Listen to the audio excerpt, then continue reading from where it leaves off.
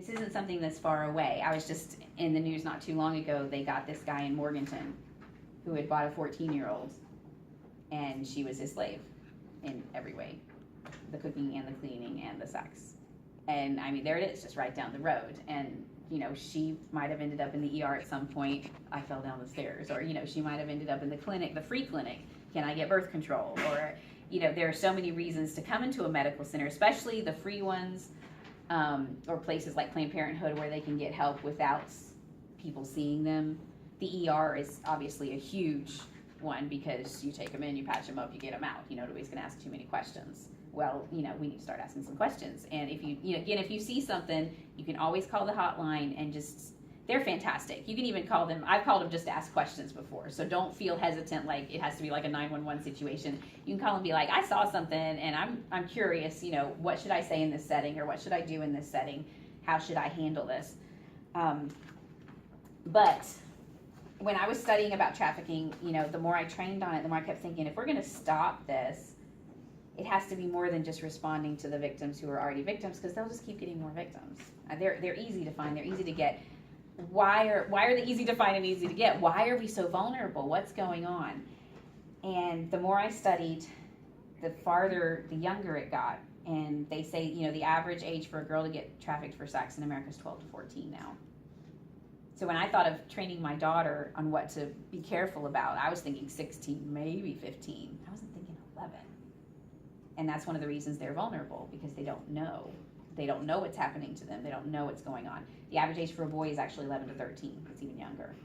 So it's like, why are these kids vulnerable? Why are they being targeted? You know, what is the source of all this, and how do we stop it? And I discovered after years and years of looking into it that there is a huge, massive overlap between human trafficking, prostitution, self-destructive behaviors, abusive relationships, runaways, just basically like just about every bad thing that can happen to a person. The spoke in that wheel is childhood sexual abuse. There is an unbelievable carryover between trafficking victims and victims of childhood sexual abuse. Prostitution as well. You know, we tend to think of prostitutes as people that are choosing to be there, and they did a study, and it was over 90% of them said they've been abused as kids. And I believe about 70% said that was a factor in them choosing prostitution. One of them said, at least I get paid for it now. Others of them think that's all I'm good for, because that's what they've been told their whole lives. Traffickers have gotten on documentaries and said, thanks to all the dads who trained your girls for us. Because if you're told your whole life, this is who you are and this is what you're good for, you are totally ripe for a trafficker. So when a child gets abused, if they do not overcome, they exhibit certain behaviors and characteristics for the rest of their life that are vulnerable. And most of us wouldn't really recognize them, but a trafficker does, an abuser does. They can say, oh, you've been exploited, I can exploit you again. And if you ask me, that's like the worst kind of people, to take a child and think, somebody hurt this child so I can continue hurting them, which is one of the reasons I do what I do, because there are those of us who say, you've been hurt, we need to fix this so that it doesn't happen again. And the more I trained and the more I talked to parents, you know, it's like, we need to protect our kids from this. That's the way to prevent human trafficking. And again, that's the stuff you see. You see kids who are victims, and if you can help those kids, you may not just be saving them in that setting, you may be saving their life. And not just saving their life as in they won't die, saving their life as in giving them a future that they would not have otherwise. Saving them from being trafficked, rescuing them from this continued cycle of abuse that continues generation after generation. I keep talking to people. I'll talk to all these women that I think are going to be the ones to help the victims, and I get done and they come up to me. That was me. It happened to me. I never told anybody. You're the first person I've ever told. And they tell me these stories. North Carolina suburban neighborhoods, or, you know, this happened to me in this setting, this happened to me. It's awful. And I'd like to think that there's a place where my kids are safe from any kind of predator. But one of the problems that we need to remember, I don't know if you've noticed, but you know, when the whole thing with the Catholic Church came out, now there's all these abusers everywhere and all these pedophiles, and next thing you know, all these churches and all these Christians that, you know, places that are supposed to be good, why are they coming up like this? Coach Sandusky, this guy who loved boys and wasn't that great. He had his whole basement set up with stuff for kids so they could come spend the night. Red flags. At this point, I don't think that anymore. Oh, isn't he great because he loves little kids so much? I don't think that anymore. I start watching real close. And I know that's sad. I know it's sad. I used to be a teacher, and I remember when the rule changed that you couldn't put kids on your lap anymore. And I remember thinking, that's so sad, because I used to love to snuggle with them. But things have to change because the world is a different place. I can't send my kids out on their bikes and say, come home at 7 o'clock. They're in the cafeteria right now, and I'm like nervous about them, But, the more I talk to these parents, like, we've got to stop this. We've got to train this. One of the things that's important to know is that it's not that these good places are producing these predators. Predators are drawn, again, to vulnerable targets. And if they can go to, say, a church that's not going to do any background checks, that's so excited there's somebody to come and volunteer, work with their kids. Hey, we've got this classroom over here with 22 kids and we don't have a teacher. Yay, here you go. They're not asking questions because they're assuming everybody's there for the right reasons. And so it's a predator's playground. And so fortunately, a lot of churches and schools and places are changing their policies, starting to do background checks. There's this thing called Darkness to Light, that they even have a code of conduct you can print out. And when somebody volunteers at your volunteer thing, your summer camp or whatever, you sign it. And okay, that's not going to necessarily stop a predator, but it's going to let them know we're watching and we care and we know that there is a problem and you are accountable. And another huge thing is the 2-person in a room rule, because 80% of this would be eliminated if you didn't have one-on-one situations with a teacher and a student or a Sunday school person and a kid, and that's when things happen. So my kids have been trained, and that's one thing. If you have situations or you're in any kind of situation like that, I kept talking to all these parents about it. They're like, yeah, we know we need to do something. What are we supposed to do? And it was like, I don't have anything for you. And I tried looking online, and you find all these creepy things. It's like, I'm not showing that to my kid. I don't want to tell my kid, let's sit down and have a talk about sexual abuse. And they'll be like, what is that? And for starters, and for another, then they feel like they're in trouble. And then for another, they feel like everybody in the world's a predator. And it's like, this is not good. And I kept thinking, I have to make something good. But how do you make something good? And you all know, I admire y'all so much. I really do. Your job is to encounter people who are miserable. That's not easy. It's not fun. I've been the miserable one. I know. And you see people around you that, you've got to deal with crowdy people, and you've got to deal with sick people, and you've got to deal with dying people. You've got grief and anger and bitterness, and probably people who are on meds they shouldn't be on, and I have to take prednisone sometimes, and we call it crazy drug, and I feel sorry for y'all, really. But the fact that you have chosen to be in this situation and encounter these people means that you can make a difference. And that's a beautiful thing. And it's like what I do, it's like, I don't like telling people about this. Sometimes like, I'm sorry for what I'm about to tell you because it's devastating. But if we don't know, we can't change it. And if we don't change it, it just keeps growing and it keeps continuing. And those victims stay victims their whole lives. And they raise kids who are either victims or predators because it just continues. So after about a year of putting it off, when I was like, I don't know how to do this, I made this little coloring book. And it's cheerful, and it starts out with all these safety things that kids are already familiar with, so they're not feeling weirded out. It's like I wear my helmet when I ride my bike, and I know how to stop, drop, and roll, and all these things that are just normal. And then it goes on to things like, if somebody sends me a text that I don't know, I show my phone to my parents. Just simple things. Again, we're not going weird places. But then we start transitioning over to the more dangerous things. Like, for example, if an adult or kid wants me to hurt my body with smoking or drugs, I will say, no way, and walk away. Write the words, no way, with speaking blue. My kids wrote stuff all over here. They thought that was so much fun. Because basically you're saying, it's presenting it as most of the people in the world are good people and want to help me. And they want me to be safe. So they want me to know what to do if someone wants to hurt me. So again, you're presenting the idea of, this is not everybody, kind of like a fire. We hope a fire doesn't happen in your house. But if it does, we want you to know what to do. So it's presenting it in a very non-confrontational, non-principal's office kind of way. If someone I do not know or trust tells me to get in a car with them, I will run away as fast as I can, yelling for help from the first person I see. Now this one, what came with it, there's a teacher's or advocate's companion. This is like a lesson plan. Because there were a lot of things I wanted to say that you can't say in a coloring book in case a 5-year-old's doing it. You can't be like, statistics say that, this much child abuse happens. So for every page, there's a little mini page, so you can sit with the kid and color with them. So it's not a confrontational thing, and you're just coloring away, but while you are, there's things to know, and there's all these statistics for you. 9% of all 10 to 17-year-olds receive unwanted sexual requests while on the internet. Whoa, and then down here, things to ask. So if you're in a setting with a kid, do you have your own phone? Does your mommy let you use the internet, by yourself? Do you have one at night do you have a TV inside your room? Do you have a computer in your room? Do you ever see things that make you scared? Do you ever see things that you don't understand? Do you ever see naked people on the internet? Isn't that weird? So it's just things that try and figure out where they're at, what they're experiencing, what's going on. And then things to say. Like this one is talking about if a stranger sends me a message. Keep it light. Talk about kidnappers, lazy ones who don't want to go outside and look for people. So how in the world will they find people to kidnap? And they're going to say the internet. I mean, kids are smart, and so you can talk about internet scams where they're trying to, steal your money, and you're making it fun and you're keeping it light. So this is a way to help you know what to say, because it's very overwhelming. It's kind of like, what am I supposed to tell these kids?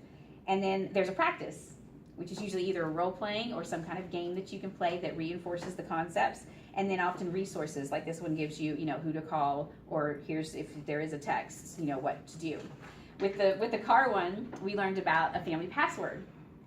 So my family, my kids, we have a password that nobody else knows, and they know if somebody drives up and says, your mom got in a car wreck, she's in the hospital, you have to ride with me right now because she needs you. Now my kids have been raised to obey authority and to respect adults. So their natural inclination is to believe this person and get in the car with this person. And it has happened. That's one of the ways people kidnap kids right out of school. And so my kids know if something like that ever happens, they say, what's the password? And they are told if they even hesitate, you run. You don't stand there. You don't stand there within reach of them. You run and you tell the first person you see. So the biggest concept of this is to teach kids that there is a boundary line. And if somebody crosses that line, they are not a good person. You do not have to obey them. That's very, very important, because I think sometimes we even teach kids, this is wrong. It's wrong if somebody touches you here. It's wrong if somebody does this, but then we don't tell them what to do if somebody does. And what if it's their uncle? 90% of childhood sexual abuse cases happen with someone the kid knows. You're not talking about a stranger in the bathroom. You're talking about grandpa or so-and-so's cousin, or you go to a sleepover and it's their big brother. 60% happen with someone the family trusts. So again, you can see why this secrecy just continues, because they don't want to cause problems. They don't want to make someone mad at someone else. They don't want to tell because nobody will believe them. I have a friend, she's probably in her 50s or 60s. I don't even know if she's told her daughter yet that she was abused as a kid, but she still won't tell her daughter who it is because she doesn't want her daughter to be uncomfortable with this relative. And so she's the one keeping the secret, and she's the one, it's a festering wound, and it just, wow. So teaching things like this first came out right before my son went to summer camp for the first time, because I was like, I do not want him going anywhere. I do not want him doing, because the more you study this and the more you learn, the more it's like, put your kid in a box and let him out when he's 30, maybe. So we went through this together, and it was great, because then I knew he is equipped. If something happens, he knows where the line is. So we start out again, if someone steals or does something bad, and they say, if I tell they will do a bad thing to me, that is a threat. It is not right. I will still tell someone I trust. Now that is a huge concept, but kids can understand huge concepts if you put them in small packages for them. So this is a non-sexual context, but if they are in a setting of abuse and someone threatens them, they can remember this. So again, your kids aren't uncomfortable at this point. They're not freaking out. Another one is bribes. The grooming process, that you owe me concept. Again, a huge concept, but if anyone tries to give me money or presents to do something bad or keep a bad secrets, that's very important. No bad secrets. That is a bribe. I will not take bribes. Right? What you would say if someone offered you a bribe. And so again, they're practicing this, and in the thing, you're going to have role play of, somebody bought you a present and then they said, well, you have to go and steal something for me. What are you going to say? You'd be like, well, then that wasn't a present, that was a bribe. And your children, it empowers them that they can make their own choices, that they can stand up and say, that's not right. And that's huge for a child, because naturally they want the adult to be right, and so they must be wrong. I respect my body. I'm allowed privacy when I change my clothes. That's real simple, very important. I respect other people's bodies. I will not look at pictures on the TV or computer of people who are changing their clothes or not wearing enough clothes. You just dealt with pornography right there, without calling it anything creepy. The average age for a boy to get exposed to pornography in America is 11. I was going to guess 10. For my son, it was 9. I missed it. I thought I would be ready, and I wasn't. And so now we had to deal with the aftermath of it, that he did see this rather than before. And so equipping parents to know how to deal with this. A lot of kids are getting exposed to pornography because they're asking Google their questions instead of their parents, because their parents aren't around. If you go home today and Google what is sex, you don't just get all the websites. There's that nice little images button right there. And so kids are getting addicted to pornography before they even know what sex is sometimes. And once you're addicted, it is the same as drugs in your brain. After a while, it's not enough and you need more. And after a while, it's not enough and you need more. And if you ever want to completely creep yourself out, go onto my blog, KimberlyRae.com, and look up Ted Bundy. He did an interview right before he was executed, and the thing he talked about was pornography. And he said he grew up in a nice home with a nice family, and everything was nice except for that one bad secret. That was his secret. He said after a while, it wasn't enough to just look at it. I needed to do it. The violent stuff. And he said that he was in prison with all these rapists and murderers and whatever, all these major, major criminals. And he said the one thing that was the common denominator between all of them was a heavy addiction to pornography. And he started talking about, you know, back when I was young, you had to find the magazines and hide the magazines and stuff. He said, now there's HBO, and I just don't know how, the parents and the kids, and that was in the 80s. And now we've got cable and the internet and phones. I mean, on the phone stuff's popping up. Try me for free, and a kid doesn't even know what that means, and they can just click a button, and next thing you know, all these games with their apps. We play. I've taught my kids, don't never push the button. Whatever it is, don't push it. I don't even care if it says it's a Bahama vacation for free. Don't push the button. But just curiosity, so it's not like these kids are asking for it, but they are exposed in a huge way, and they need to know, the dangers. This one's very important. I play with all my clothes on, even if I am playing doctor. No one is allowed to remove my clothes without my permission. Again, for a kid, they're at somebody's sleepover, the 16-year-old comes in and says whatever, they're not going to feel, it's like they're going to let him do what he wants to do, and then they have to deal with the secret. And so then the mom comes to pick him up. Did you have a fun time, honey? And you're standing right in front of that kid. Sure, Mom, I had a good time.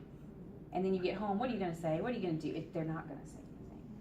There are so many reasons for a kid to keep silent, and so many reasons for them not to say. And again, this empowers them. It says you always tell. You never keep a bad secret, ever. And again, talking to my own kids about this, and you start saying, have you ever kept a bad secret? Have you ever done something that made you feel really uncomfortable and you wished you could tell but you didn't? And you find these things that even things that weren't a big deal. Myself, something happened to me when I was 5. This little kid pulled my jumper down in the closet because he wanted us to kiss in our underwear like his parents did. What in the world? It's like one of my few memories from when I'm 5. Of all the things to remember, why did it have to be that, right? For years, I would have these whole seasons of major stress because I thought I might get pregnant. Because I didn't know how you got pregnant. And I was too scared to ask anybody. And I should have told my mom. It wasn't even a big deal, but it was a big deal. For me as a little kid, for years it was a big deal. And I think if that affected me so much as a little tiny kid, I may still not have told my mom about that. I wonder if she's going to watch this video. If that affected me so much, how much a child who's actually abused? So much more so when they're abused by somebody in their family. It's forever. That's never going to go away. So if we can help them know, again, this goes on good touch, bad touch. If I'm alone in the room with somebody, I can leave. If somebody touches me where they shouldn't, I will put my hands out and say, stop right now. And you practice it. And I was actually really excited because when I was doing this with my kids, there was one page in here. All of it we did really good through the whole, but kept it light, except for that one page. And I said, okay, this page, I'm uncomfortable, you're uncomfortable, we need to go through this. So we talked about it. Where are the touch spots, and if covering a bathing suit or whatever. I said, what do you do if somebody starts doing something? And then it was time to practice. And for, the way we practiced was helping some other kid. So it didn't even feel quite so, what if you see some other kid, you're on the bus, and an adult puts a kid in his lap and puts a blanket over him, and the kid looks uncomfortable? you go over and, hey, I got something I need to show you, or hey, I want to sit next to you, or hey, let me share the blanket, all these things that they can do, just empowering them. And my son was really big on the whole, if you're at summer camp and you see some adult saying, I want to take you off and show you something, and so he's going to run up and say, hey, I've been looking for you, and blah, blah, blah, and he was excited about that. But then I got my little daughter, she was about 7 at the time. I said, okay, what are you going to do if, and I sat her on my lap, and all I did was put my hand about right here, and I went rubbing on her collarbone. She was at the other side of the room. And I just wanted to cheer. She was like, that was weird. I didn't like that. That didn't feel good. And I was like, yes, that's great. And that was her mom. It was me. But even still, she knew that crosses the line. There's something wrong with this. I don't feel right. And I have the option of doing something about it. Most of us, when we don't feel right, we freeze. Like if somebody mugs us, most people freeze because you're thinking, I don't know what to do. Whereas if you've been trained in self-defense, my sister, some guy in college came up behind her and grabbed her just to, kind of freak her out. She flipped him. He was on his back on the ground. He was like, you're never going to do that again, are you? I was like, okay. So this is a handout on grooming behaviors of child predators. Because when I started learning about Coach Sandusky, it was like, here's this horrible sicko monster. Well, then I found out about somebody that was in my workforce that it happened, and it had been a secret for 20 years, and it finally came out and all this stuff, and it was like, wait, now there's 2 monsters. And then I found out about the guy from Seventh Heaven, that nice little pastor character. He said he used his good guy persona to get women to trust him with their girls. And I'm like, wait a minute. Something's going on here. And so I started studying. I was like, there's a pattern, and the pattern is actually predictable. And if the pattern's predictable, fantastic, because then we can recognize it. And here it is. There's this little list right here. And I read through it, and I was like, oh my goodness. And once you know this, you're empowered. You've got it. And you can start seeing things, and it's like bing, bing, bing. When you start reading about Coach Sandusky, it's like red flag, big old honking red flags everywhere. So you can take that, and now you're a coach for that one. And, okay, we'll stop on that.